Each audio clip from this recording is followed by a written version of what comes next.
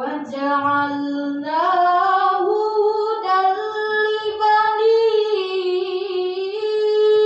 إسرائيل ألا تتخذوا من دوني وكيلا.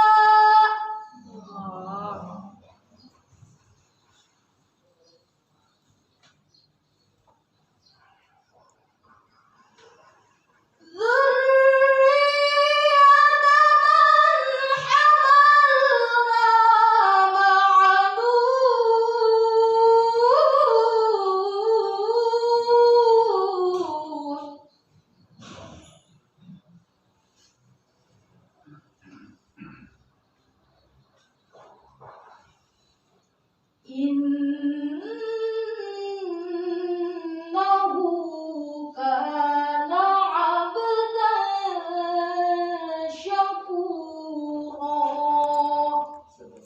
Shadaqallahul azim. Tapi ya mohon maaf ya, karena biasanya kalau body standar kayak kami Pak, kalau bicara makanan itu luar biasa pengaruhnya.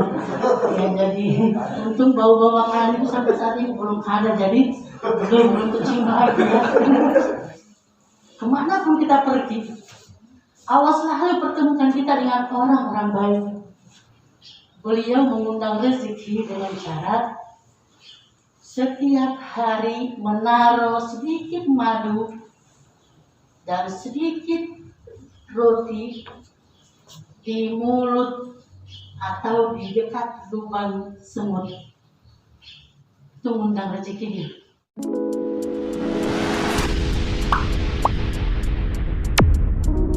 Yang akan disampaikan oleh Ustazah Haja sama MPD. Kepada Ustazah dengan hormat kami persilakan.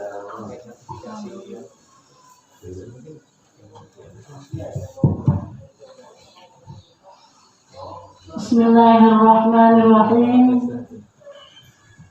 Assalamualaikum warahmatullahi wabarakatuh.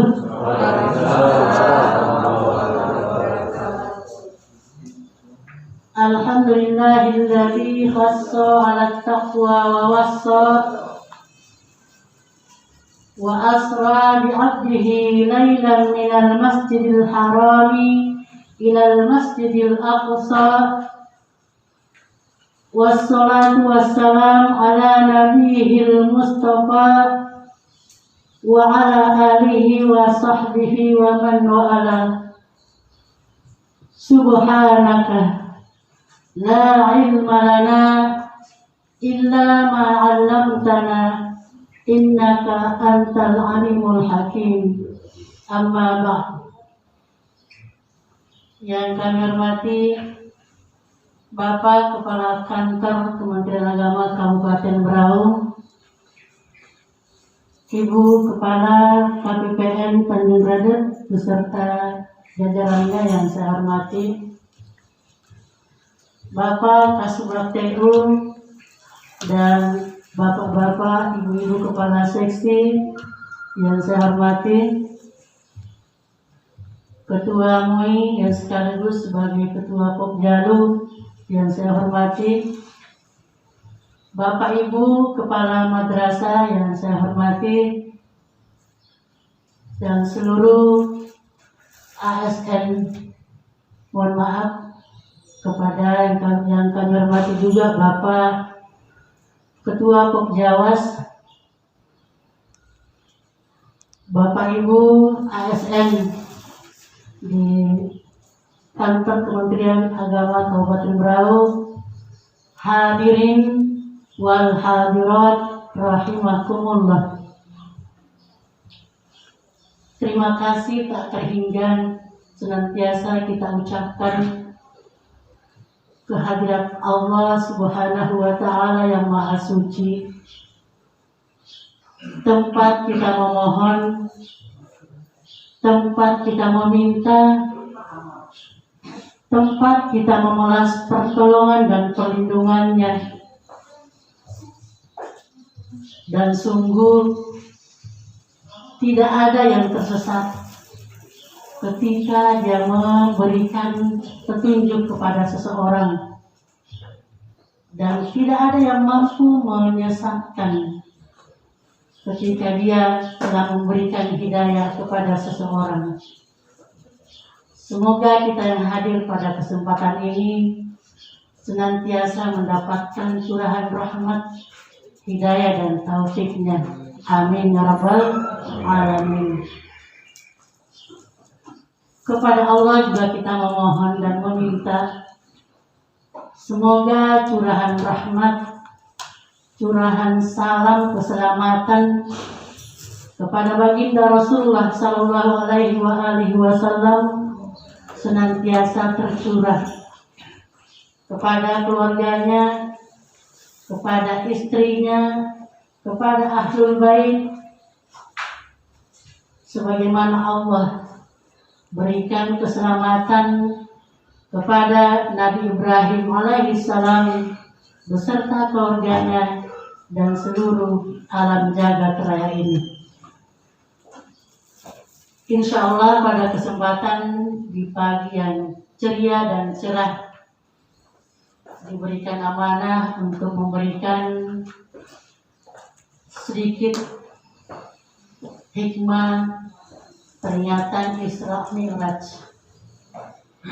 Jadi grogi sendiri sebenarnya di depan bapak-bapak ya yang biasa tampil di mimbar dakwah di mana-mana, saat ini dipersilahkan untuk tampil di hadapan dan di tempat ini. Hadirin wal hadirat rahimakumullah, tadi telah kita dengarkan bersama qari'ah ananda kita dengan suara yang syahdu membuat kita semua terayun. Surah Al-Isra ayat 1 sebagai saksi bahwa Isra Mi'raj itu ada. Bismillahirrahmanirrahim. Subhanalladzi asra bi'abdihi laila minal masjidil harami ilal masjidil aqsa alladzi barakna haulah linuriyahu min ayatina innahu huwas sami'ul basir. Shadaqallahul azim. Maha suci Allah yang telah memperjalankan hambanya pada suatu malam dari Masjidil Haram di kota Mekah menuju ke Masjidil Aqsa di Palestina, yang telah kami berkahi sekelilingnya untuk memperlihatkan kepadanya tanda-tanda kebesaran kami. Sesungguhnya dialah Allah yang maha mendengar lagi maha melihat. Mau menyampaikan sejarahnya Bapak dan Ibu insya Allah sudah tahu semuanya. Proses terjadinya dan sebelumnya insya Allah sudah paham semuanya. Dan kita tahu esensi dari pernyataan Isra Mi'raj itu sendiri adalah sholat 5 waktu sehari semalam. Sholat pun tidak akan saya bahas karena hari-hari telah kita kerjakan. Tertarik mengangkat satu doa dalam sholat, karena kita ketahui sholat itu mulai dari usolli takbiratul ihram sampai dengan salam itu adalah munajat seorang hamba kepada Tuhannya, curhat dia kepada yang menciptakannya. Ketika dia takbiratul ihram masuk di doa iftitah, di sana pun dia pasrahkan hidupnya, matinya, ibadahnya, semuanya hanya kepada Allah Subhanahu wa ta'ala. Tetapi yang akan saya ambil adalah ada doa ketika duduk iftirash, yaitu bacaan antara dua sujud. Dan ini pun berapa kali setiap hari, setiap masuk waktu sholat dan ketika duduk iftirash, pasti akan terbaca oleh kita doa tersebut. Itu yang kadang membuat kita lebih lama sholatnya, lebih tumaknina sholatnya ketika membaca doa itu, karena dia mengaku dirinya bukanlah siapa-siapa, tapi dia adalah hamba yang lemah, yang menghadap hari ini, yang bersyukur hari ini Allah berikan kesehatan kepada dia, Allah berikan rezeki kepada dia, Allah tutup aib-aibnya sampai detik ini.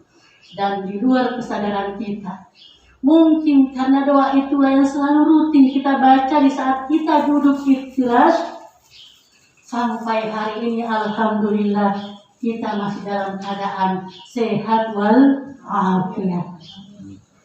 Seperti yang dikatakan oleh Ibu Kepala KPPN, orang Kementerian Agama luar biasa katanya beliau, dunia dan akhirat. Ya alhamdulillah, sadar seperti itu. Ya semua menyadari bahwa dunia ini memang hanya sementara. Tapi kita juga tidak bisa memandang remeh dan memandang enteng, karena kita hidup di dunia untuk bekal kehidupan kelak di kehidupan yang sesungguhnya. Rabbil firli warhamni wajburni warfa'ni warzuqni wahdini wa'afini wa'fu anni. Terlalu banyak permintaan kita Bapak Ibu. Ada 8 yang kita minta. Itu baru kita duduk. Belum lagi saat kita i'tidal, belum lagi saat kita baca surah Al-Fatihah, belum lagi gerakan-gerakan yang lainnya. Duduk iftirash saja kita telah meminta 8. Rabbighfirli, ampunilah dosa-dosaku ya Allah. Mungkin kita sadar baru bangun tidur dari lemari ini sudah menjit hati, share hal-hal yang mungkin serat itu ada yang menyejukkan, tapi mungkin ada yang tersinggung, tersiram air wudhu, lalu menetes air dari jari-jari kita, dari tangan kita, dari pori-pori kita. Maka itu gugurlah dosa-dosa kecil yang mungkin saat itu kita tanpa sadar kalau sebenarnya kita telah banyak berbuat hal-hal yang kecil yang membuat orang-orang di sekitar kita tidak nyaman. Wajar kalau kita ucapkan Rabbighfirli, karena sangat sadar diri kita banyak hal di luar kesadaran kita yang telah menjadi penghalang buat lebih dekat dengan Sang Khalik Allah Subhanahu wa ta'ala. Ketika kita sudah mohon ampun kepada Allah, lalu masuk kalimat apa? Warhamni, ya Allah, saya mohonkan diriku ini, saya mohonkan penglihatanku, saya mohonkan pendengaranku, saya mohonkan hatiku yang memang tidak pernah terdengar, hanya tersirat, tapi saya yakin semua itu banyak. Maka saya mohonkan ya Allah, sayanglah hamba-Mu ini, karena ketika Allah sayang kepada hambanya, insya Allah saat itu Allah akan ampuni dosa-dosanya. Wastaghfirullah, mohon ampunlah kepada Allah Subhanahu wa ta'ala. Innahu kana ghafurar rahimah. Sesungguhnya dialah yang maha pengampun dan dialah yang maha penyayang. Andai Allah tidak sayang kepada kita Bapak Ibu, mudah bagi Allah untuk mendatangkan hal-hal yang mungkin tidak kita inginkan dalam kehidupan ini. Tapi di wirid pagi Bapak Ibu selalu mengatakan, Allahumma afini fi jasadi, Allahumma afini fi basari, Allahumma afini fi sam'i. Ya Allah, selamatkanlah penglihatanku dari hal-hal yang Engkau tidak sukai dan aku juga tidak suka. Ya Allah, selamatkanlah pendengaranku dari hal-hal yang maksiat. Ya Allah, selamatkanlah lidahku dari hal-hal yang kurang memberikan manfaat. Tuh, wirid pagi, wirid sore, kalimat-kalimat itu kita ucapkan supaya hidup kita senantiasa berada di jalan Allah dan mendatangkan ridhonya Allah Subhanahu wa ta'ala. Tapi kita kan manusia biasa bersama, bisa saja ada ini ada itu. Itulah mungkin karena kita manusia biasa.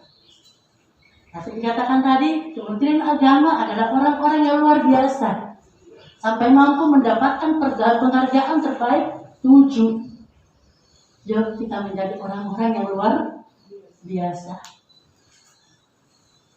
Walaupun kita sebenarnya orang biasa, manusia biasa, tapi ternyata hari ini dibuktikan, ya, dari kantor KPPN datang mengatakan kita orang yang luar biasa.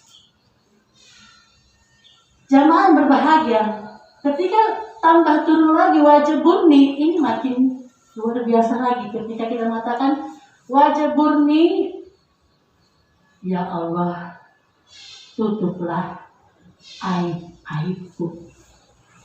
Ada mengatakan di sini aib-aib, ada mengatakan yang maha baik, tutuplah aib-aibku ya Allah. Luar biasa Bapak Ibu. Setiap orang punya aib, dan kita mohonkan kepada Allah agar aib-aib itu jangan sampai orang lain tahu. Kenapa kalau orang lain tahu Bapak Ibu? Mungkin di antara kita tidak ada lagi yang saling menghormati, menghargai, dan lain sebagainya. Sehingga Allah sayang kepada kita, aib-aib kita itu sangat sedikit yang diketahui orang lain tentang kita. Masih banyak yang Allah sembunyikan dari kita. Itu saking sayangnya Allah Subhanahu wa ta'ala. Saking sayangnya Allah. Andai si ini saya perlihatkan semua aibnya, si ini saya perlihatkan semua kesalahannya, pasti semua orang tidak akan percaya lagi kepadanya. Jadi sangat sedikit yang orang tahu tentang keburukan-keburukan diri kita. Mungkin ini pula yang akan menjadi motivasi buat kita. Ketika berbuat baik, jangan kita sudah merasa baik. Ketika berbuat baik, jangan pernah merasa baik. Bersedekah tiap hari, jangan memancing kita untuk mengatakan saya sudah baik. Salat kita tepat waktu, jangan menjadikan kita sudah baik. Kenapa? Karena ketika merasa baik ada di dalam diri seseorang, maka dia tidak akan termotivasi lagi untuk menjadi baik dan baik. Padahal cap baik itu cuma dia sendiri yang mencap ke dalam dirinya. Fala tuzakku anfusakum. Janganlah engkau merasa dirimu lebih baik. Janganlah engkau merasa dirimu lebih suci daripada orang-orang yang ada di sekitarmu. Wa huwa a'lamu biman ittaqa. Dialah Allah yang lebih tahu siapakah di antara kalian yang lebih bertakwa. Subhanallah, ya. Ilahi lastulil firdausi a'la wala aqwa alam naril jahim. Ahabli taubatan waghfir dzunubi fa innaka ghafiruz dzambil azim. Iktiraf, tahu diri kita sebenarnya tidak pantas masuk ke surga. Ilahi Tuhanku, diriku terlalu banyak dosa, diriku terlalu banyak aib, dan saya tidak pantas menjadi penghuni surgamu. Tapi sisi lain kita juga mengatakan, wala aqwa, tapi hambamu pun ya Allah tidak mampu untuk menanggung siksaan nerakamu. Wala aqwa ala naril jahim. Maka sesungguhnya Engkau ya Allah, Engkau yang Maha Pengampun. Saya bertaubat kepadamu ya Allah. Sangat tahu diri kita, jamaah berbahagia, siapa diri kita sebenarnya. Tetapi sejauh itu syaitan tidak mau tahu. Dia adalah penghalang kita untuk selalu mencapai ridho Allah Subhanahu wa ta'ala. Sering ada yang komplain Bapak Ibu di postingan-postingan di Facebook, baik langsung di komen di Facebook ataupun di japri di WA. Apa yang mereka katakan? Bu Salma, postingan-postingan ibu itu apa tidak mengandung ria? Yang nanti akan menjadikan ujub dan semuanya tidak ada nilainya di hadapan Allah Subhanahu wa ta'ala. Saya katakan memang kalau itu yang kita jaga, tidak usah bermedia sosial. Tapi tuntutan saat ini memang sudah seperti itu. Ya, kembali saja, innamal a'malu binniyat. Karena satu sisi ketika kita memposting bakti sosial, terkadang ada juga yang japri. Bu Salma, kita nyumbangnya kemana? Ya kan? Kita kumpulnya kemana? Kalau kita mau ini, berarti ketika saya mengambil negatif dan positifnya, manfaat dan mudaratnya, bagi saya, bagi ulun Pak, itu positifnya lebih banyak, manfaatnya lebih besar daripada mudaratnya. Ya, akhirnya kegiatan tetap kita posting, ya, dengan mengharapkan semoga ketika orang melihat, membaca, terbuka pikiran mereka. Walau hanya dengan nasi satu bungkus, tapi kita berikan kepada orang yang butuh, ternyata nikmatnya luar biasa. Tapi bisa saja itu berapa kilogram beras, berapa ton beras, ketika kita salurkan kepada orang yang tidak butuh, tidak ada artinya buat mereka. Ya. Itu pun ujub, itu adalah amal hati. Ikhlas itu adalah ibadah hati. Karena jangan pernah menunggu ikhlas muncul ketika tidak pernah merasa terpaksa. Ya, mohon maaf. Karena ini sering orang sebagian mengangkat. Ini adalah begini, ini adalah begitu. Saya katakan, tidak akan pernah muncul ikhlas ketika tidak pernah merasa terpaksa. 2.000 saja bagi orang yang tidak biasa, susah Bapak Ibu, sulit. Tapi 2.000 bagi orang yang biasa itu adalah hal yang ringan. masukkan kotak, berapa orang yang ngumpul 2.000, itu sudah banyak yang nikmati Bapak Ibu. Banyak yang menikmati. Yaitu jadi sering, jangan dikira tidak ada yang komplain ketika kami harus memposting kegiatan-kegiatan, apalagi yang sifatnya bakti sosial itu biasa ada. Yang japri, biasa yang nelpon, saya jawab dengan seperti itu. Saya lihat mudaratnya lebih sedikit dan insya Allah manfaatnya lebih banyak. Karena sering aja ada yang menanyakan, kapan lagi acara seperti ini Bu? Telepon aja Bu Salma, nanti kami transfer. Alhamdulillah. Ya mungkin kalau kita di sekitar kita sini aja biasa-biasa saja Bapak Ibu. Tapi ketika kita berjalan, masuk gang, keluar gang, ya masuk kampung, keluar kampung, tetangga-tetangga, masih banyak apalagi dampak pandemi COVID-19. Sudah mulai orang meringis. Sudah mulai orang banyak yang putus, yang buru-buru harian itu kan tidak lagi bekerja. Itu 1 liter beras itu sangat manfaat. 1 bungkus Indomie itu 1 butir telur. Itu luar biasa buat mereka untuk makan anaknya, untuk makan ya istrinya. Ya kita ya mudah-mudahan banyak hikmah di balik pandemi COVID-19 ini, dengan juga hikmah beristirahatnya kita di sini. Wajib murni tutuplah aib-aib. Ya Allah, kembali kita ke sana. Wajib murni tutuplah aib-aib. Belum seberapa kebaikan-kebaikan yang kita kerjakan dibanding dengan aib-aib yang Allah sembunyikan dari pandangan mata manusia.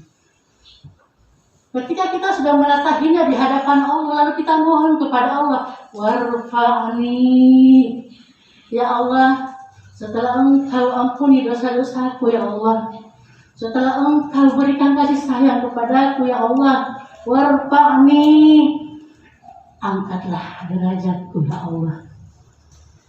Itu pun kita baca di duduk iftirash, angkatlah derajatku ya Allah. Ya. Lalu apalagi Bu? Warzuqni, berikanlah rezeki kepada ya Allah.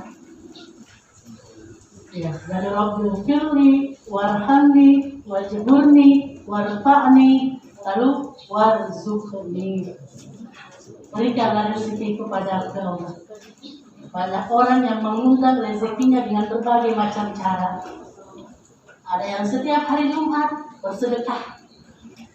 Ada yang setiap hari Jumat gaji untuk dia tidak mau diambil, tetapi dia sumbangkan, dia sedekahkan, dia arahkan kemana. Ada orang yang bangun 1/4 malam berbisik di langit, terdengar berbisik ke bumi, terdengar di langit. Selagi dengan doa-doanya. Ada orang yang mengundang rezekinya, salaman sama ibunya, mencium tangan bundanya, lalu minta doa dan restu bundanya. Salah seorang ulama, ya, dalam kitab Al-Minadul Kubra, Ali Asy'arawi halaman 305 dijelaskan, beliau mengundang rezeki dengan cara setiap hari menaruh sedikit madu dan sedikit roti di mulut atau di dekat lubang semut. Itu mengundang rezeki dia. Caranya mengundang rezeki.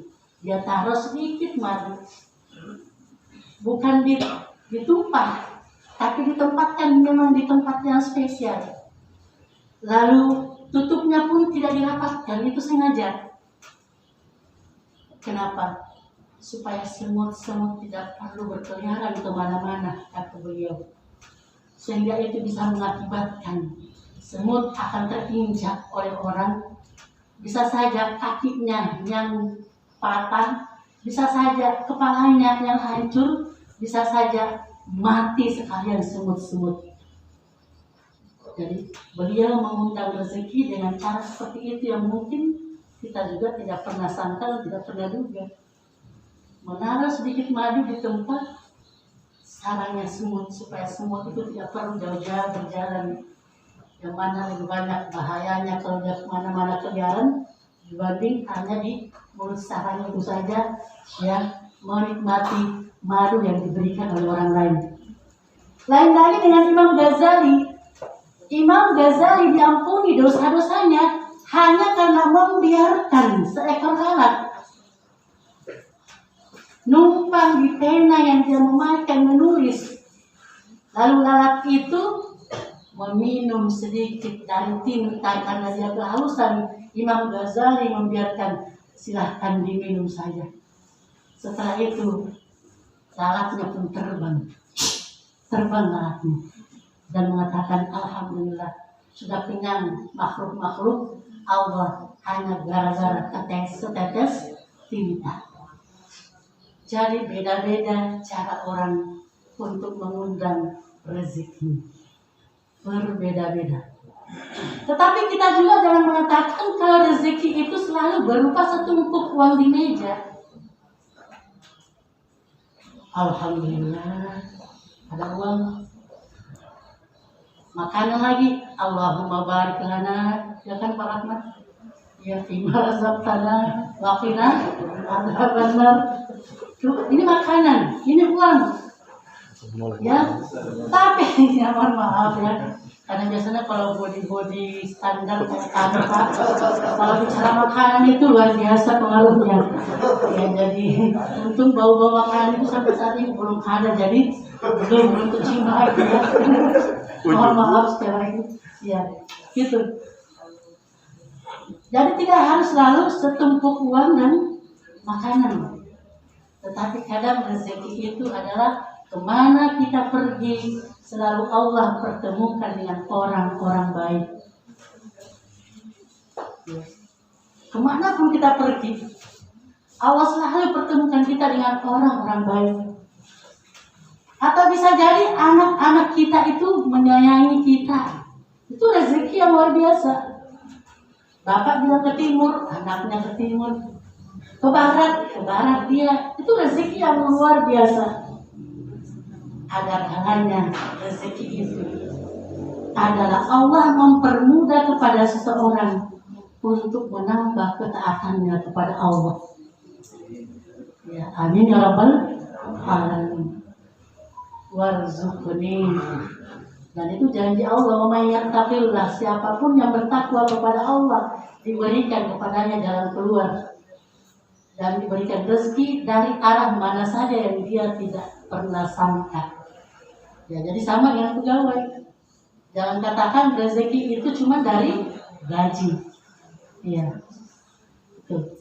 Nah, selanjutnya warzuqni wahdini, kita selesaikan dan tuntaskan biar cepat makan siangnya Pak Rahmat. Siap. Ya. Warzuqni wahdini.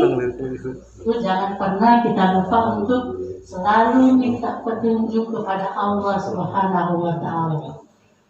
Ihdinas siratal mustaqim. Tunjukilah kami ya Allah ke jalanmu yang lurus. Berapa kali kita ucapkan sehari semalam. Dan kita selalu munculkan doa, Allahumma a'inni ala zikrika ya wa syukrika wa husni ibadatika. Ya Allah, berikanlah pertolonganmu, tolonglah diriku. Ya, agar apa? Agar mudahkanlah buatku untuk berzikir dan menyebut namamu. Jadikanlah diriku, mudahkan bagiku untuk selalu bersyukur kepadamu. Dan berikanlah kemudahan bagiku agar beribadah sebaik-baiknya ibadah. Tidak ada yang tersesat ketika Allah telah memberikan petunjuk kepada seseorang. Tidak ada yang mampu menyesatkan dia. Dan tidak ada juga yang mampu memberikan hidayah ketika Allah telah menyesatkan seseorang. Allahumma ihdinas siratal mustaqim. Wahdini wa afini wa u'alni. Afini, selamatkanlah. Tadi ada kalimat Rabbighfirli dengan wa'fu anni, hampir sama. Cuman ada beberapa ulama mengatakan Kalau yaghfiru dzunub, diampuni dosa-dosanya dengan kata yaghfiru, itu masih ada dalam catatan amal, belum dihapus kalau kita mohon ampunan kepada Allah. Tapi ketika di hari kiamat itu tidak ada lagi kaitannya dengan azab, tapi tetap tercatat, ya tercatat di amal buku catatan harian keburukan. Tapi ketika memakai afu ani, itu Allah sudah ampuni dan sudah terhapus. Tidak tercatat lagi di buku amalan keburukan dia, sudah terhapus. Kalau yaghfiru masih tercatat, tapi sudah tidak ada kaitannya dengan azab di hari kemudian. Jamaah yang berbahagia, mohon maaf kalau saya telah jam berapa, jam 10 ya. Iya. Jadi mungkin mohon maaf bisa yang dapat saya sampaikan. Banyak hal yang kita dapat ketik hari ini dengan penghargaan 7 sertifikat itu sudah luar biasa, dan kita hadir di sini semoga Allah ridho ya, dan kita semua menjadi hamba-hamba yang insya Allah mudahkan agar lebih taat kepadanya. Saya juga manusia biasa, tidak luput dari salah, tidak jauh dari khilaf. Demikian hadanallahu wa iyyakum ajmain. Wassalamualaikum warahmatullahi wabarakatuh.